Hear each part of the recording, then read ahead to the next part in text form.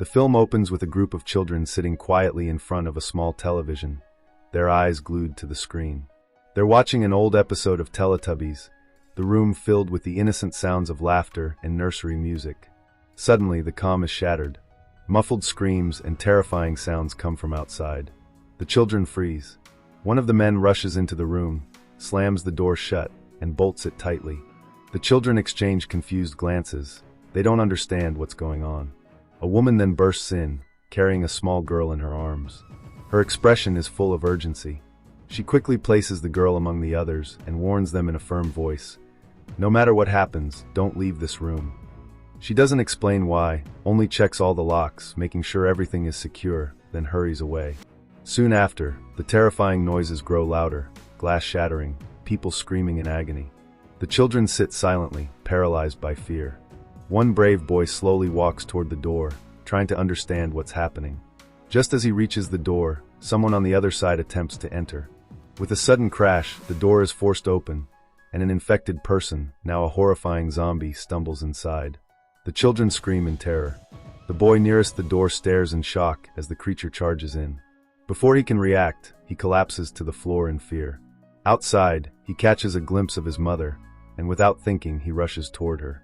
But just as she sees a zombie behind him, she slams the door shut to protect him. He is left alone, heartbroken and terrified. He runs up the stairs, but the infected are everywhere. There's no safety left, not even in his own home. He stumbles, trips, and runs in desperation until he reaches an old church. The boy, whose name we learn is Jimmy, runs inside breathless. There, his father, a priest, is waiting calmly. There's no panic in him. He simply hands Jimmy a silver cross necklace and says, "I've already confessed. Go. Hide." Jimmy hides while his father faces the horde. As the door is broken open by zombies, the priest stands still, unafraid, and is soon bitten. He transforms before Jimmy's hidden eyes. Once the moment is right, Jimmy escapes, holding the cross tightly, his only hope left. We learn that the virus is known as the Rage virus, and it has completely consumed the country. Europe quarantined the entire island. No one could go in, no one could come out. The nation was abandoned to its fate. 28 years later, in a small, isolated survivor community, a man named Jamie wakes up his son, Spike. "Today is a big day," he says. Spike gets up quickly and grabs his gear. A bow, arrows, a dagger, and a handmade doll that reminds him of the world before the outbreak. There are no guns here, everything is handmade. Survival is a daily struggle, and the community lives with minimal resources. In the kitchen, Spike meets the family's old neighbor, who is like a guardian. Then they hear his mother calling. She's ill and weak, but tries to remain strong. Jamie visits her, explaining their plan. They're leaving the island. She panics, worried about their 12-year-old son and her own health. Jamie ignores her pleas and walks away. Spike, however, stays with her for a while, comforting her. Before leaving, he wraps a small portion of food in a cloth and lies, telling her he's going to school. Outside, the neighbor gives Spike his first official bow, a symbol of coming of age. As Jamie and Spike walk out of the village, the entire community watches. There's no cheering, only silent respect. This mission is serious, and survival is uncertain. At the edge of the island, the leader warns them. If you go to the mainland, there's no coming back. Many have tried. None returned. Jamie nods, determined. Then, as the tide recedes, a secret path through the sea appears. They walk this path carefully, eventually reaching the mainland. Once the water rises again, the path disappears, they're stranded. As they venture deeper, they hear a haunting tune, and then they see them. Grotesque zombies with torn flesh, protruding bones, and glowing eyes. These are Spike's enemies. This is his test. Jamie tells him, "Be fast. Be fearless. Strike where it counts." Their first target, a crawling, bloated zombie. Spike breathes deep, draws his bow, and shoots, a clean hit to the neck. The creature drops, but more arrive. Jamie swiftly dispatches them. Then, they see something worse, an infected child. Jamie hesitates. Spike watches. They back away. For a moment, Spike doubts himself, but then he regains his courage, strengthened by his father's presence.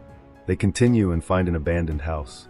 Inside, they discover a body hanging upside down, half-eaten by crows. A name is carved into his chest, Jimmy. Jamie explains, "People here aren't just facing monsters, they're becoming monsters." He tells Spike to kill the hanging body, to learn survival without hesitation. After a pause, Spike obeys, killing the man with an arrow to the head. Further along, they find a horrifying sign, a dismembered deer, head mounted, body torn. "This is the work of alpha zombies," Jamie says. "They think. They hunt. They're smarter and faster." Fear grips them both. Soon, they spot a group of alpha zombies approaching. Jamie comes up with a plan. Run. Shoot. Never stop. But Spike freezes under pressure. His arrows miss. Panic sets in. The infected close in. Jamie and Spike retreat, barely making it back to the house. They barricade themselves in the attic. From the hill, alpha zombies watch, silently studying. Night falls, and a bonfire burns in the distance. Spike asks about it, but Jamie is puzzled. It shouldn't be there. That night, Spike dreams of his mother drowning. The fear wakes him. Suddenly, the attic floor collapses, the house too old to bear their weight. They narrowly escape and realize they must return. Fortunately, the secret path reappears, and they make a run for it.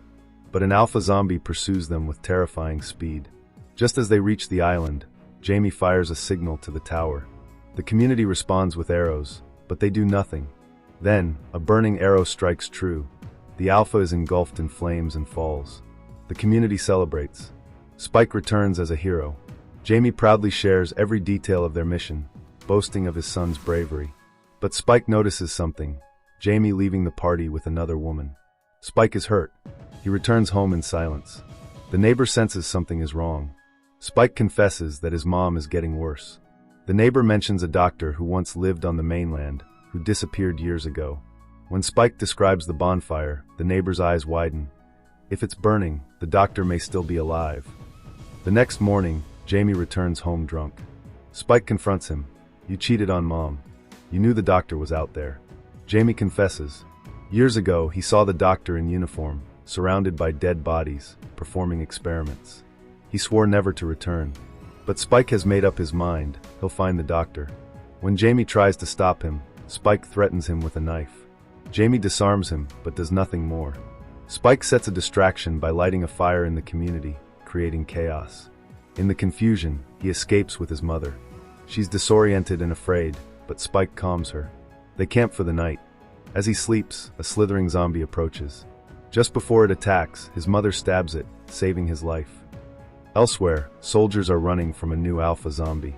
They're slaughtered one by one. Only one injured man survives. Meanwhile, Spike and his mom continue their journey. Her condition worsens. She has moments of clarity, lost in memories of a life before the virus. Suddenly, Spike spots a strange zombie. It moves like a serpent. He kills it with an arrow, but the noise attracts others. They're chased by a group of infected. Desperate, they hide in an old gas station. The air is thick with fumes. The zombies begin to enter. Suddenly, a soldier appears and sets the place on fire, saving them. He reveals that returning to the island is now impossible. The sea route is gone. The road is death. As they move forward, they encounter an abandoned train. Inside, they find the pregnant zombie woman. Spike's mom, despite her condition, decides to help her. The baby is born healthy, but the zombie mother wakes and attacks. The soldier kills her instantly. The soldier warns, "Leave the baby. It's a monster." But Spike's mom refuses. She cradles the infant, believing in its innocence. Suddenly, another alpha zombie attacks, ripping off the soldier's head. Spike and his mom flee, but the creature pursues. Just before it catches them, a shot rings out. The doctor appears, alive, and kills the zombie. He takes them to his secret forest lab. He shows Spike how he uses iodine to protect himself. The virus cannot tolerate it. He hands Spike the dead soldier's skull, and tells him to place it in a mysterious pyramid filled with other skulls, a mark of respect. The doctor examines the baby and confirms. The child is not infected. He is pleased with the discovery. But then the truth comes out. He checks Spike's mom and grows somber. The virus has destroyed her body and mind. She has terminal cancer. It began in her brain and spread. There is no cure, no hope. She accepts it. Death is inevitable, she says. The doctor sedates Spike, so he won't witness her passing. When Spike wakes, she's gone. But the doctor gives him her skull, and together they place it in the pyramid, his final goodbye. Then Alpha, the most terrifying infected creature, attacks. But Spike, using the doctor's special injection, stops him. He saves the doctor's life. The doctor looks at him and says, It's time to move on. Together, they return with the baby. They leave her near the community gates with a note. The baby is accepted and named after Spike's mother. Jamie sees them from afar, but the sea is too wild to cross. Later, while fishing, Spike is attacked. He kills the infected, but more come. Suddenly, help arrives. It's Jimmy, now a grown man, the leader of a powerful community. He welcomes Spike and invites him to join their mission. Spike agrees, and the film ends with two survivors, now leaders, stepping into a world still haunted, but not hopeless.